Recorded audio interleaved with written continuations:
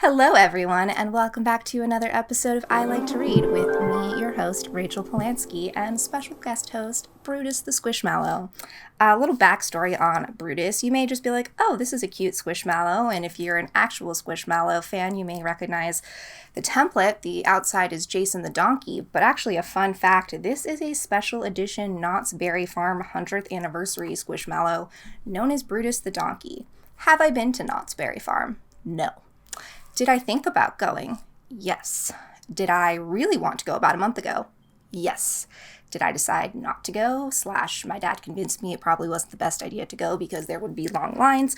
Yes. So I do still want to go. That all being said, to celebrate their 100th anniversary, they released a special limited edition Squishmallow known as Brutus the Donkey.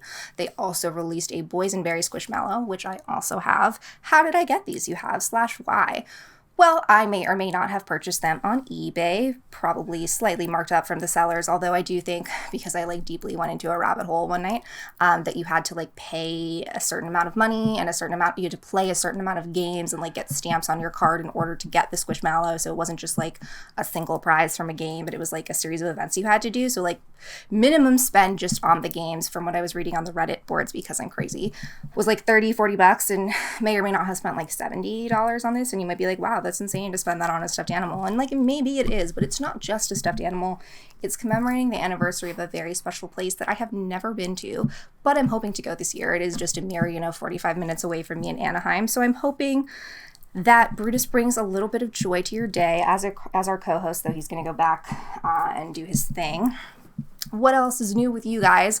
Also, for the visual listeners, check out this fun sweater, which I found on the recommendation of the lovely Rachel Verona Cote, a previous guest of the show, a mentor of mine, whose a nonfiction writing class I took last year. She was tweeting about how these kinds of 90s sort of sweaters are making a comeback, and she posted this one from Madewell, and I was like, oh my gosh, I love that. And normally when I get these type of cardigan things, this is also a fashion podcast now, didn't you know? When I get these cardigan buttony type things, I typically would get my normal size, which is usually a medium in tops.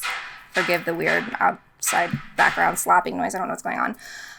Anyways, I typically am a medium large, but lately I've been wanting a large for more oversized things, and my boobs, of course, prevent things like these buttons from really being manageable. However, that all being said, this is a loose enough fitting. This is a size large. If you're interested, I believe it is called the Grayson sweater on Madewell. When I first saw it, there was no sizes available. Then I happened to check again because I also get obsessive about that once I fixate on something I want and it's out of stock, but there's the possibility of it coming back into stock. You better believe your girl is refreshing multiple times a day. That all being said, I found this in my size large. I'm glad I got the slightly larger size than I would normally get versus a medium, which is more of my true size, because it is slightly oversized, which allows it to remain buttoned. That was the point of my story, is typically in these buttony sweater things, I wear them unbuttoned because I get a medium, but then when I find them actually buttoned together, it doesn't really work. But I love the versatility of this because it is loose enough to be a sweater with the buttons without it gaping, but without it being too big, and I can unbutton it. And what is going on in the alley? Are you playing a one-sided version of ping pong? I don't know. But without further ado, anything else before I get started? I know I've been teasing it. I know you're waiting for it. The Tony Magistrali interview, the return of Tony, is coming soon. We are talking about the illustrations of Edgar Allan Poe. I think last time I was recording, I hadn't read yet the book. At the time of recording this time, I can say I have read the book. I have a ton of questions and notes and things to talk about with Tony. Not only am I excited to catch up with him, because believe it or not, it has been, I think, basically a year since he's been on the show, which is freaking crazy.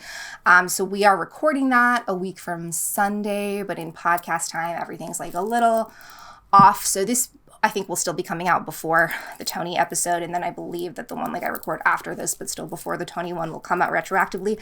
That all being said, if you're listening to this and it hasn't come out yet, please stay tuned for fans of academia, cool people, because I think Tony is cool, and maybe I'm looping myself in there, who knows.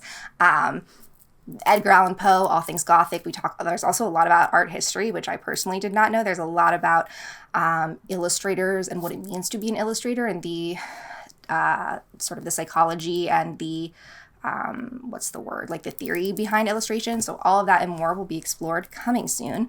But without further ado, let's get started with this week's 5 books that I'm here to tell you about. The first one, which I teased on last week's episode, is Half Sick of Shadows by Laura Sebastian. So this is a retelling of the Arthurian legends from the Lady of Shalot's point of view. And I have to say, as someone who is, I would say, like an intermediate in the Arthurian legends, I took a class, a seminar in college on Arthurian legends. I know, obviously, I was a lot younger when I first was exposed to them and definitely like spent a lot of time in my grammar school, maybe middle school days, like exploring the Arthurian legends. I've always been drawn to the ideas of like Camelot and King Arthur in their various forms. But the Lady of Shalott is someone that I personally was not as familiar with. And I think that's what the author, Laura Sebastian, is really trying to encapsulate with her new retelling. She gives this character Eleanor. And so I think the Lady of Shalott is most commonly known to the public who is not me, you're probably already familiar with them, the Alfred Tennyson poem I think it is that references her. And so she's always like been known as more of like a tragic side figure in history. And so Laura Sebastian is really seeking to give her, not only to give the Arthurian legend its own retelling, but to give her own retelling and her own agency. And through that, the characters, as we know them and sort of their archetypal ways, are very different. This sort of reimagining leads up to Arthur becoming king and his quest to become king. So he's more of like the goofy, childish Arthur that we know. His sister Morgana is best friends with the young woman Elaine. Elaine has always had this touch of mysticism about her. So there's a lot of commentary on the divide between those who are the Fae and those who have the magical powers, and those who are sort of the normals and those who don't. So Elaine is sort of outcasted from her family. And Shalott, she goes to Avalon, the land of Avalon has been explored in many different myths. I think this is a really cool retelling of it as it's not so much like the Themyscira, like Wonder Woman safe space island, but like a little bit of those vibes, but also with the acknowledgement that it's not perfect. It almost makes me think more of like a LucasArts Monkey Island type game where like it seems all really fun and perfect and colorful on the surface, but there's a lot of hidden secrets and treachery and things that are maybe a little bit darker than they seem on the surface, but like with this pure-hearted goodness, like fighting that evil. So the character of Morgana, who is commonly known as Arthur's half-sister, is really well explored. Lancelot and Guinevere, I don't want to give too much away. Of course, they are prominent figures in the story and the way that they are imagined, particularly Guinevere as, owning her female agency. We typically know her sort of just as Arthur's sidekick, and we don't know a ton about her. I know that there have been some more, like quote-unquote feminist retellings, but I think that this is a really cool, I say cool in the sense too because it's different than a lot of things that you would expect. I think there have been a lot of young adults Arthurian myth retellings, or some more mass market, maybe not as sort of highbrow intellectual retellings, although how you could have something King Arthurian that's not highbrow is like it's highbrow in itself. So it's a lot more about the individual sacrifices and the choices that the people in the legend made. Not only does it exist as a story in the larger scheme of things, bringing light and bringing a voice to this character who is, only been looked at a few different ways in mythology, but she's really reshaping this entire, these archetypes and these characters as we know them. It's coming off of I read it, I think, right before or right after. I think I saw Time is amorphous. Lots of things are amorphous. Read it right after I saw The Green Knight, which is another retelling and re-envisioning of a classic story, which is already so beautiful and poetic and mythological in itself. So if you're interested in mythology, it does get a little bit dark. There is definitely some mental health issues explored in this, but nothing that is too traumatic. And I would say that as someone who speaks from mental health, from dealing with mental health. So if you're interested in fantasy, if you're interested in retelling of Arthurian legends, if you're just interested in cool female characters, and if you're interested in the idea of taking, whether or not, even if you're not so much a fantasy person, just the idea of taking, everyone knows, King Arthur and pulling the sword from the stone, and they all know the basics. And so playing with their ideas of perception and reality as we know it can all be found in Half Sick of Shadows. And next, we have Afterparties, stories by Anthony Veasna.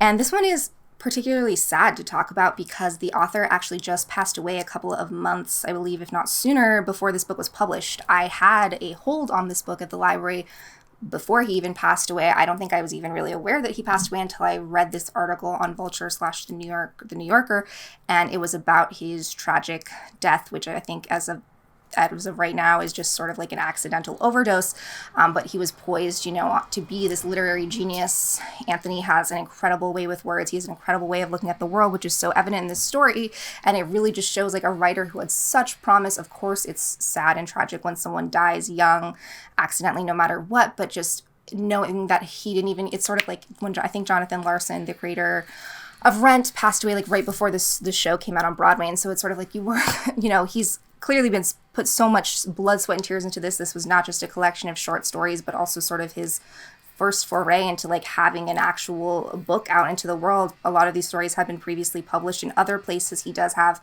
a background in publishing and writing, in publishing in the sense of having his works out in public, but not in this sort of complete story. Of course, it's fantastic whenever anyone's publishing a book, let alone their first one, and to have it come so soon. Of course, they couldn't have timed it. I doubt it was, it wasn't like a suicide or he didn't kill himself, at least to my knowledge or to the knowledge of the story. But there's a lot of details that are murky. It seems like the person that he was with his partner is not the same person that he was with his family, which is a story as old as time, and also a theme that's kind of explored in the stories of Afterparties.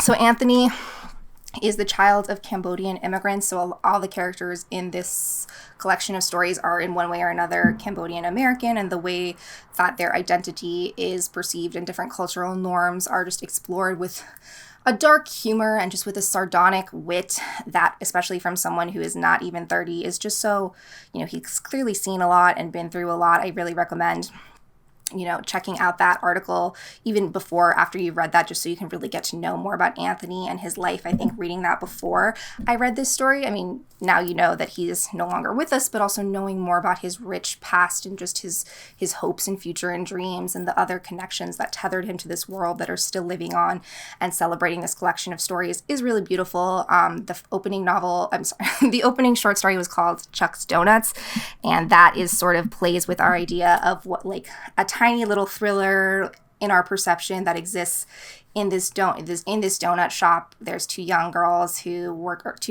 teenage girls who work with their mother, and what seems, I don't want to say there's a lot. I think there's, a decent amount of stories of people who are new to this country, and there's, centered in sort of a still life or a vignette of them working in a sort of, establishment, whether that's a mechanic or they own a pharmacy or a bakery or whatever. We get to see a snapshot not only into their lives, but also into like the daily lives of the customers. This one has a little spin. I won't give away any spoilers, but it's, what starts out as a thriller and starts out as a question, again, becomes much more about the journey than the destination.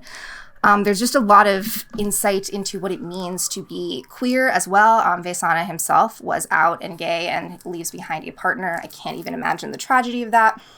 I keep talking about the tragedy, and I'm sure, I don't know Anthony personally, whether or not he had been alive at the time of publishing, but I know that the best way to honor his life and his legacy would be to pick up this collection of short stories. It also reads really, really quickly. It's under 300 pages. Each story itself, again, is this contained little universe, and the way that he's able to squeeze in all these nuances and little cultural droplets is just, really fantastic. So this is a great one.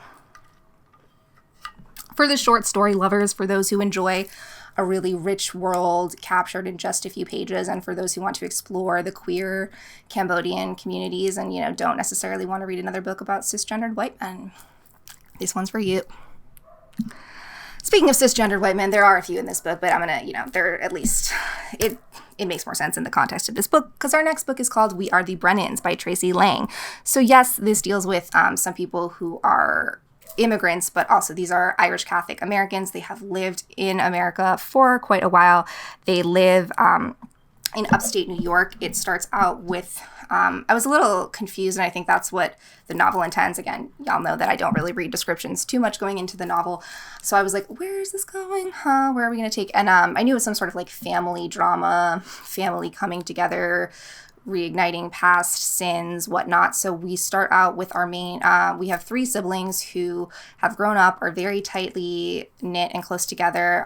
There is a tragedy, an inciting event that happens to one of the sisters Sunday, and that kind of forces her to leave her life behind in New York and leave this close-knit community and family and leave to Los Angeles. And she is drawn back to New York, and once she is drawn back into the family, she's drawn back to her ex-husband / lover. She's drawn back into, confronting the death of her mother and confronting her relationships with her siblings and other things that she left behind and lost dreams. And so there's a lot, I love a multi-perspective novel. Y'all know, I think we get to know the different members of this family. Of course, we are the Brennans. The overarching umbrella is the Brennan family, and this I say drama, and I mean that in the sense of like, we are just revisiting the lives of this family, and the things that happen to them could easily happen to anybody else. There are, of course, the things that make a book interesting. There is infidelity, there is financial secrets, there is a sort of blackmailing plot, but all of it further serves to highlight the different members of this family and how they deal with different events. Goodreads recommends it for those who enjoyed Ask Again, Yes, and The Nest, both of which I believe I may have talked about on the podcast, but if you're fans of Mary Beth Keane or Cynthia D'Aprix-Sweeney, both of who I think, at least Cynthia D'Aprix-Sweeney, I've talked about before on the show, then check out We Are the Brennans. Pivoting a little bit to the true thriller genre, we have False Witness by Karin Slaughter. I've definitely mentioned Karin Slaughter on the podcast before. I mean, she just continues to astound me. I think when, I want to call her the queen, the genius of literary detective novels, and she just has this really great way of making individual stories come alive, maintaining the thriller element, keeping those twists and plots and turns while also making them like family drama. So like it has the elements of We Are the Brennans. Of course, there's like a little bit of procedural element to them, but especially with her more individual novels, I know she also has like serialized detective or series of detective novels. These more standalone novels really become these character studies and these family dramas. So this one deals with these two sisters, Lee and I'm blank on the other. Lee and Callie. And Lee and Callie, it's no surprise, I'm going to give away a little spoiler, they are forever united by a murder that when they are teenage girls, circumstances lead them to murder this man, and that murder sticks with them and haunts them. We then meet them in present day, and it turns out that the guy that they murdered, his son, is now being accused of a bunch of different rape cases, and it turns out that Lee is going to become his defense attorney. So through that, there's a bunch of twists and turns. It plays with our notion of what it means to be a sister, what it means to maintain a relationship, what it means to carry this burden with you. I mean, the murder itself is explored in a lot of details and becomes this inciting incident that sets these sisters off on these separate paths, but also forever tying them together. I found it really interesting because it was also set during COVID, and I read the author's note after that she really wanted it to resonate. Actually, both of the characters have had COVID, and it sort of takes place in the middle/tail end of what we hope will be the end of at least, this pandemic, before hopefully not, but who knows, the Delta variant makes things spin out of control. That all being said, it's a study. It's not, this book has everything. It has the murder mystery, whodunit. It has the, there's also other murders that happen throughout the book. There's other things happening. There's character motivations that you're questioning throughout. There ultimately is this these sisters both have this burden with them, but the way that they deal with it and the way that these past demons come up and haunt them then forces them together and pulls them apart. And I keep saying that, but I just found it, despite, some of the elements, of course, because it's a thriller, because it does have these more procedural elements, a little fantastical, but it again, everything does make sense. For the most part, everything is practical and nothing too outlandish, and really just shatters. I'm reading the Goodreads words, and I'm like, shattered. So if you're into thrillers, if you're into character studies, if you're into just really great writing and developed characters and an almost cinematic feel, and I mean, this book was almost 500 pages, but I think I read it maybe a day and a half because I just was so immersed in the story. It keeps going, twists and turns that don't feel gratuitous, both in the relationship and in the mystery, and just cannot say enough good things about the False Witness. And last, but certainly not least, we have Everyone in This Room Will Someday Be Dead by Emily R. Austen. I think that this book was a really, really fantastic portrayal of what it is like to live with anxiety. This book is definitely, if you have really intense ruminating thoughts, if you tend to fixate on things. I personally do not dwell on the idea of death and the idea of tragedy so much as our main character Gilda. She is very steeped in the idea, as the title states, that everybody has one life to live, and that life can be spill that, some people take, live in the moment, and the idea that life can be ended at any moment, they take that to mean like live life to the fullest. And for her, it's like that contrast of like wanting to live life to the fullest while fighting this deep anxiety. We get to know her inner thoughts as she accidentally ends up working for a Catholic church, which is funny a little bit in itself, but she's also just an atheist lesbian, but she's too anxious and too inside her own mind to get out of that. So through that, not only is it like a wacky situation, but she becomes, inadvertently twisted in her old coworker, or the woman whose job she replaced in her death. And while it has those, like, again, thriller moments, it's really just much more about like what it is like to live as a person in this world with anxiety, really trying your best and like understanding that these thoughts are maybe not rational and these behaviors are not rational, but like there's only so much you can do. There's a lot of times where it's really hard because she goes to the emergency room a lot. The way that she deals with her anxiety, of course, everyone deals with it differently. She just doesn't have the best support system. There's a decent amount explored with her parents and her brother, and it's pretty clear where a lot of these problems definitely come from. And I think it's really hard not to just like reach out and just like want her to talk to someone in a healthy way and deal with these behaviors in a slightly healthier way. But I think it's really broken and fractured, but ultimately uplifting in a weird way. And again, just another really quick, poignant read for anybody who feels like taking a trip into somebody else's mind. And it also made me feel a little bit better about my anxiety. I was like, well, at least I don't think about death that much. So that being said, with you and all your anxieties and your alibis and your other A words that I tried to think of a title, I hope you have a wonderful week. Follow me on all the social media platforms. Leave me a 5-star review on iTunes. Leave me a text review if you can, like an actual written review. I would love you forever. Let me know what you're reading, and until next time, stay reading. Bye.